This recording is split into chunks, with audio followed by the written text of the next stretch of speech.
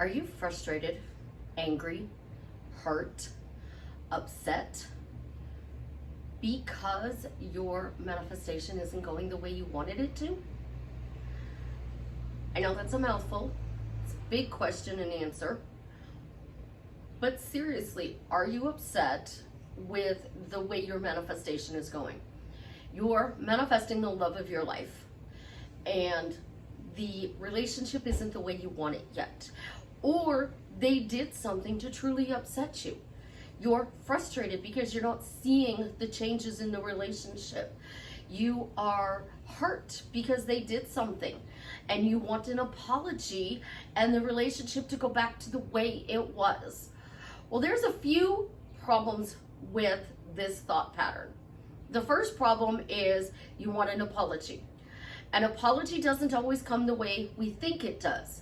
So the thing about wanting the apology is what I want to focus on here. Why do you want this apology? The second thing that you are not focusing on is that you are stuck in frustrated, angry, hurt, vibration, energy, vortex, state, story. And because of these two things, you can't move forward to have that happily ever after. Why is that? This is gonna be one of those videos where you're probably gonna stick to the end. I hate when people say that, but there's so much to unpack in this anger, frustration, and hurt story that it's gonna take some time to unravel it. But first, this is Susie, your beautiful Swan Queen. Welcome back to the garden, my beautiful duckling. Thank you for subscribing, smashing the like button, sharing my video. I love you. I am the best life coach with a 99.6% success rate in helping people get together with the love of their life. If you are interested in working with me one-on-one, joining my paid Facebook group, upscaling your money, you can get t-shirts from my daughter and her bestie, or you just want to be lazy and do a plug and play, put in some subliminals and let it roll. So you get your desire, check out all the links in the description below.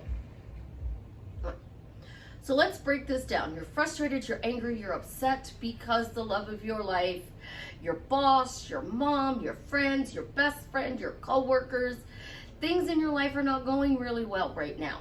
You're angry because they did something to hurt you.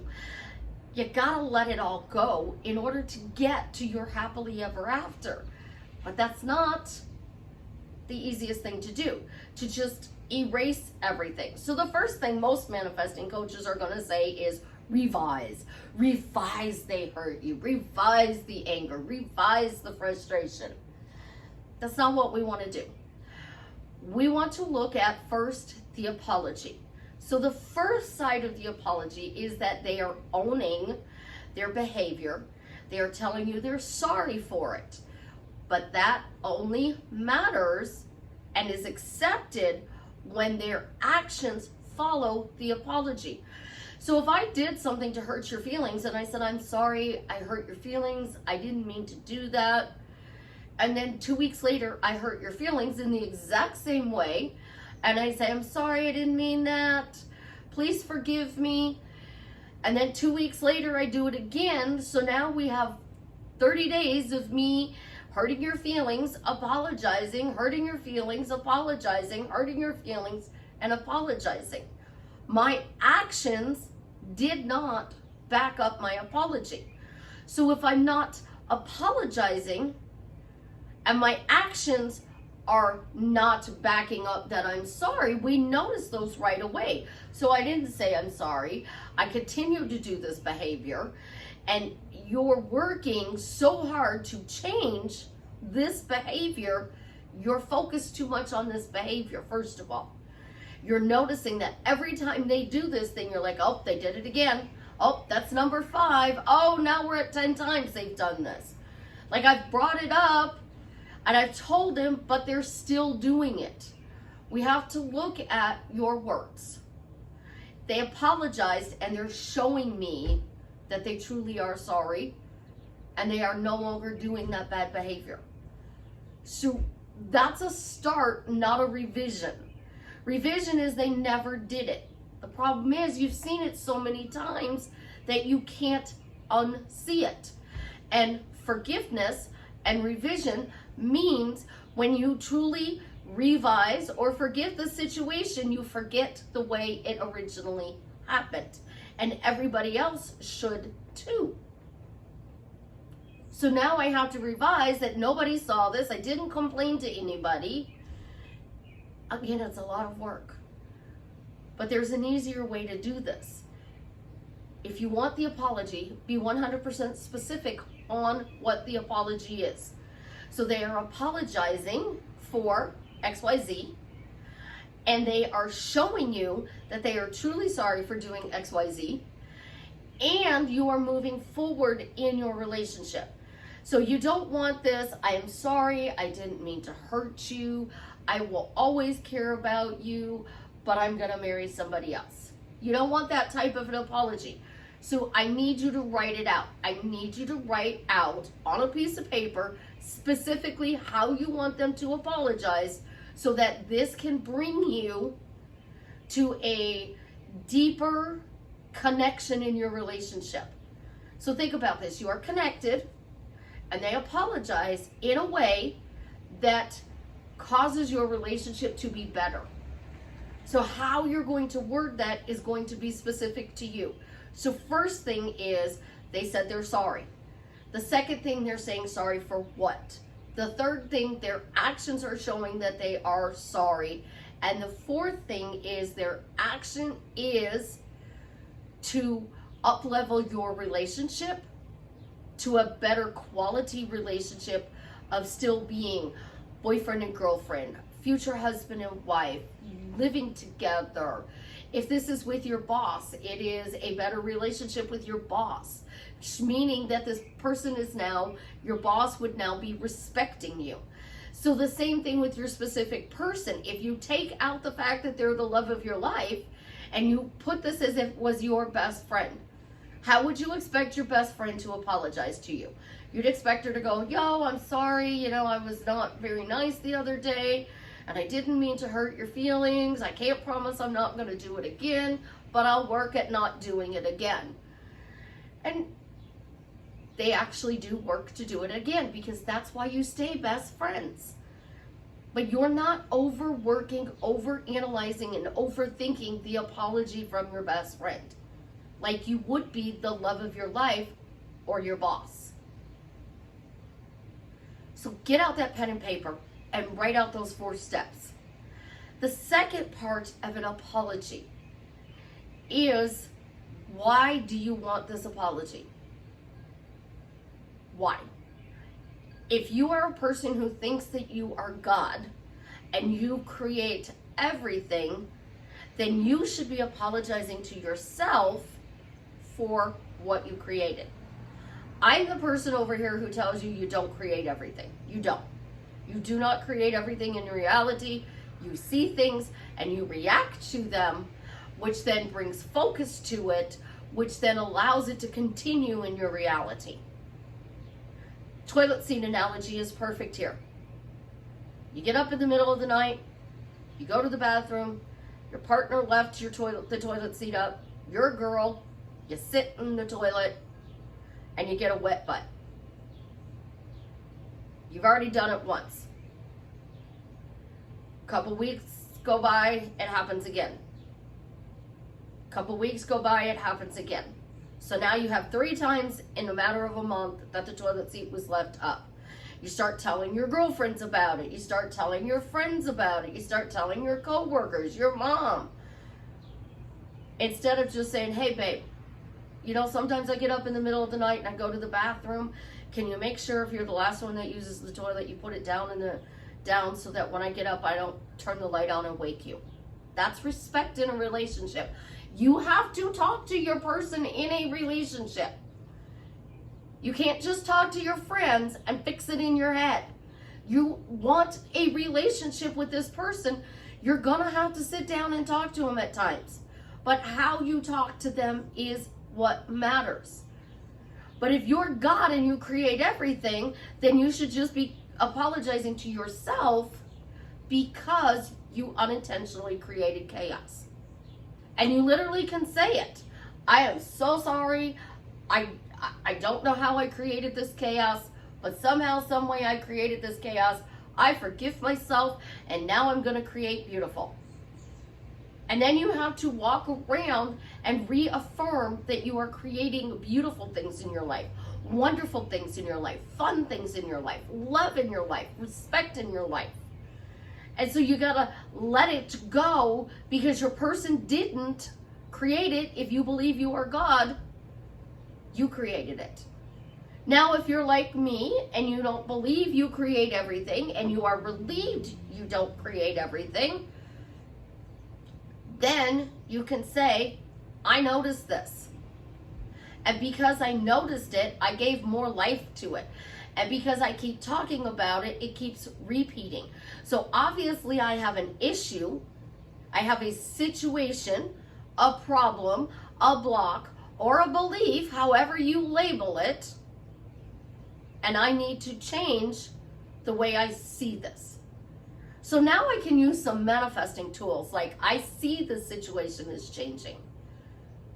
I see that I let this go, and because I let it go, it's now changing. I let the situation go, and because I let the situation go, I see it's changing for the better.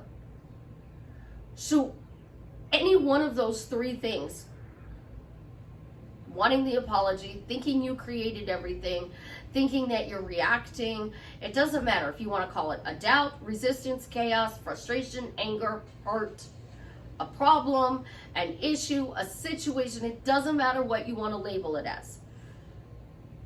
If you don't want to go through the steps, then the easiest thing to do is to say, the situation is changing for the better, and I see it is changing for the better. The situation is changing for the better because I see the situation is changing for the better. Just, I see it's changing because I see it's changing for the better. You're going to have to say for the better. And if you are wanting it from a specific person, your boss, a coworker, the love of your life, then you're going to have to say their name.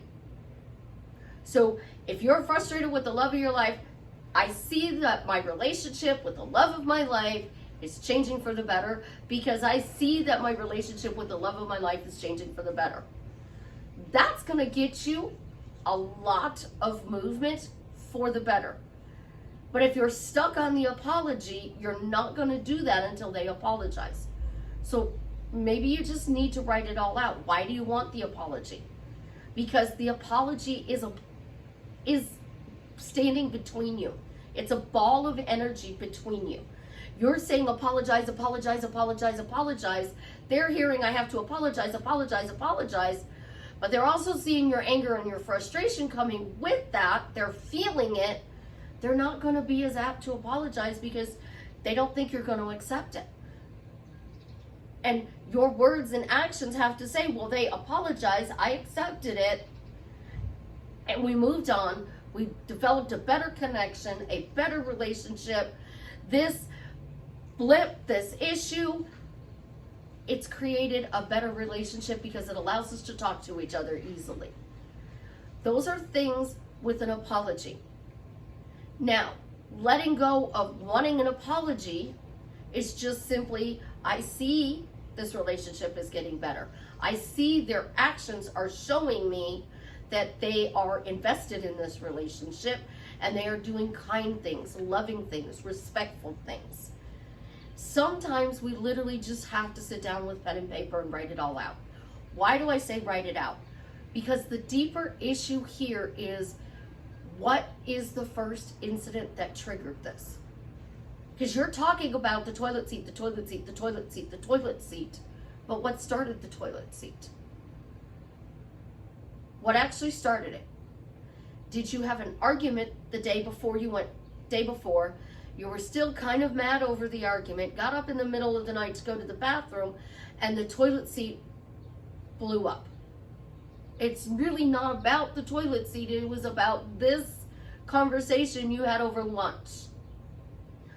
You don't realize it was about this conversation over lunch because you were so hyper-focused on the toilet seat.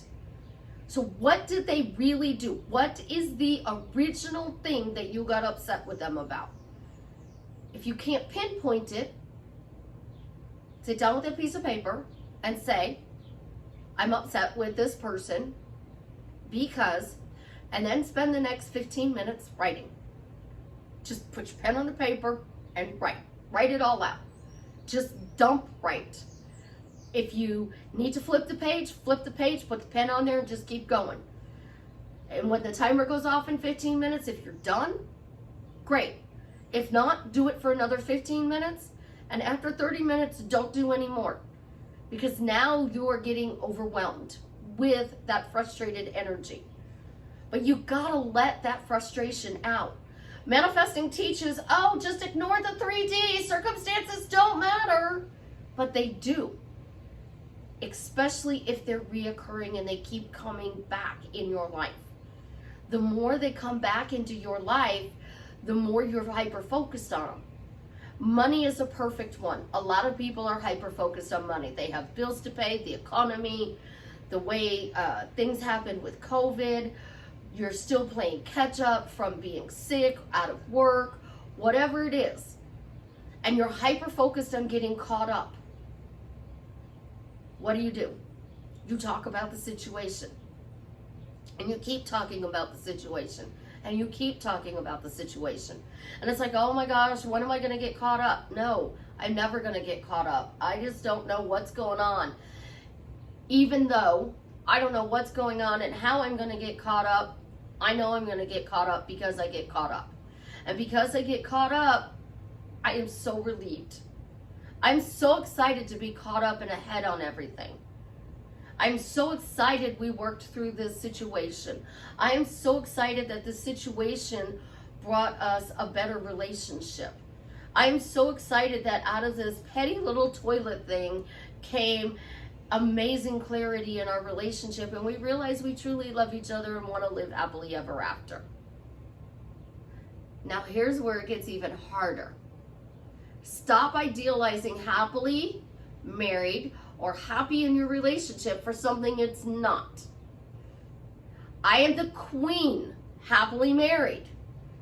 And I have been saying it for a while now. You need to change the word happy to fun and romantic. If you don't like the word fun, find a different word that means fun, that makes you feel good. If you do not like the word romantic, you can lose romantic, but you have to say something that implies that you are boyfriend and girlfriend, husband and wife, life partners, happily living together without using the word happy, so that it is a couple's relationship and not roommates. I don't want you living with your person as a roommate. I want you to be a couple. So here's what happens when you idealize something for something it's not. You're walking around going, I'm happily married, and you're complaining about the situation that is upsetting you. And I don't mean that in a derogatory way. So you're telling your best friend, you're telling your mom, you're telling your coworkers. You are becoming the lovely drama at the lunch hour because your drama is better than everybody else's, so they want to hear about it. I've been there, done that. So what you got to do? First of all, you got to stop telling everybody what is going on in your relationship. That is bad. Even if you're faking it till you make it, which I don't like, if you start saying, oh my gosh, we're getting along so great, life is amazing, we're getting along so great, because you're talking to this person, physically talking to this person, you are oogling your relationship to be better. So you are using your words to focus that your relationship starts getting better by telling your best friend, my relationship is getting better and better. We are having loving, respectful conversations. He is showing me, she is showing me that they want to go forward in this relationship. Couples have issues.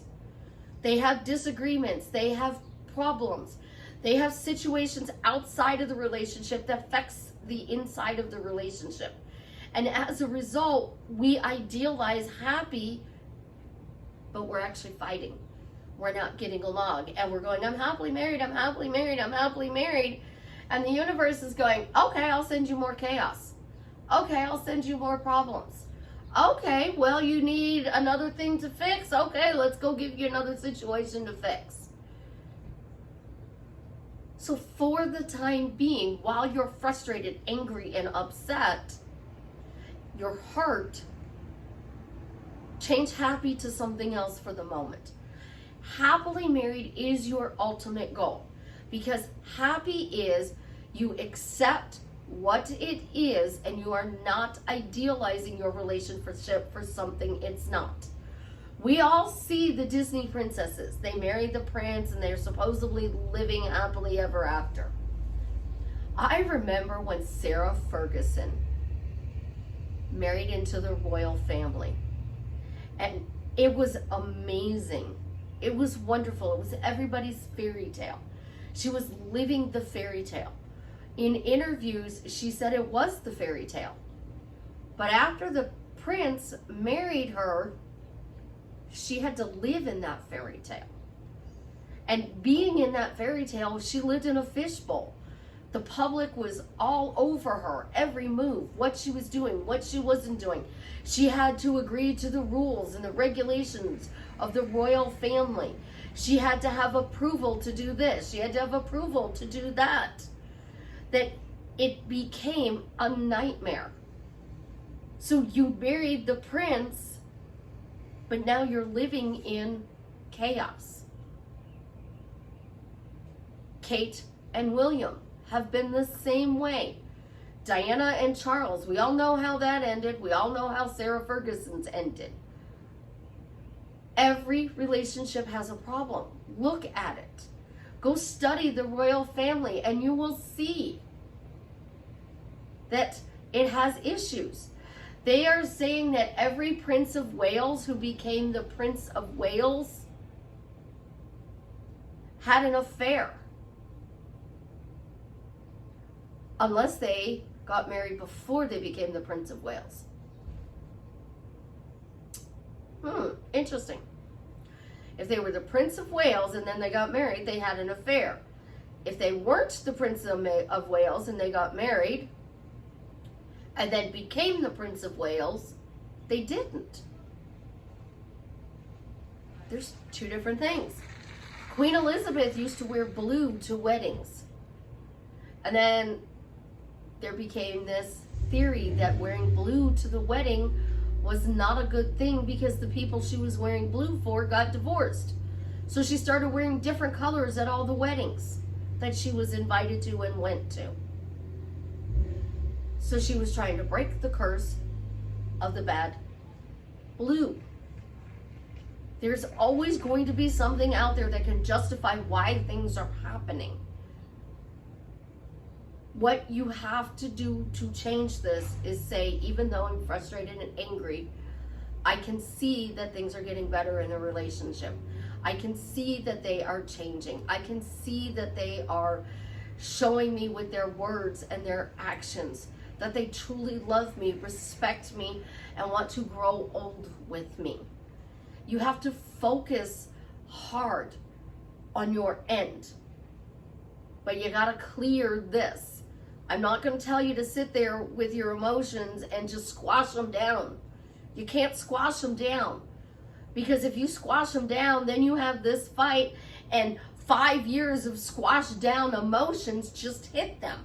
And for the last 5 years, they thought everything was good because you've been bottling it up. Be like a steam kettle. It lets out a little bit of steam and it'll start letting out a little bit of steam. Europe is really good for this. England, especially with their tea. You put a tea kettle on the stove and you heat up the water on the stove. Before you hear it whistle, there's steam coming out of the tea kettle. So if you're in there waiting for it to boil, you'll start to see the steam. But if you're not in there watching it boil, you hear the whistle.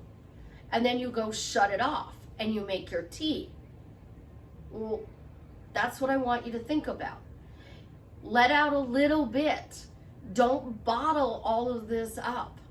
I can't tell you how many clients I've had that has had a talk with their specific person at 2 or 3 o'clock in the morning after some family incident happened and they got really clear on what they wanted, and it repaired their relationship and made it even better.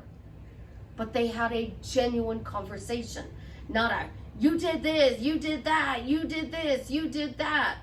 Not, I'm accusing you of doing stuff. Not, I'm berating you or belittling you. They literally had a conversation that was respectful, kind, and loving. And it allowed them to deepen their connection and take their relationship to the next level. Whichever one of these techniques I gave you in this video to use works. Every single one of them works. But none of them will work unless you let out that frustration. But you have to do it in a way that is kind, loving, and respectful. And guess what? A piece of paper and a pen where you write it all out is kind, loving, and respectful, because you're not attacking the love of your life. You're not attacking your boss. When you go to therapy, therapy is going to ask you to talk about the problem over and over and over again. They're going to pinpoint what started this problem. Some therapists will help you change it. Others will give you techniques and tools to manage the problem. We don't want to manage the problem. We want to get to a point where there is no longer a problem, an issue, a situation, a belief, or a block that is stopping you from having your dream life. I do say happily married, but maybe we should say dream marriage. I have my dream marriage, because that takes out happy for a while so that you can get this relationship, because we don't dream about having chaos. We don't dream about having problems. We dream about everything going right. But when you're in a negative spiral, you sit there and you're like, oh my gosh, what if he does this again? We're going to go to the family thing, and if he does this, and the family's going to see it, and then I'm going to have to explain his behavior, and then we're going to have a really big fight. That's because you are in that negative spiral because you haven't let out the frustration. So grab your pen, grab a piece of paper. When you're done with it, you can shred it, you can rip it up, you can burn it, and you can get rid of it so that your partner doesn't see it. But let it out, and then pick a technique to focus forward to changing it. I love you, and I want you to have the best relationship you could have, and then I want it to be better than what you could ever imagine.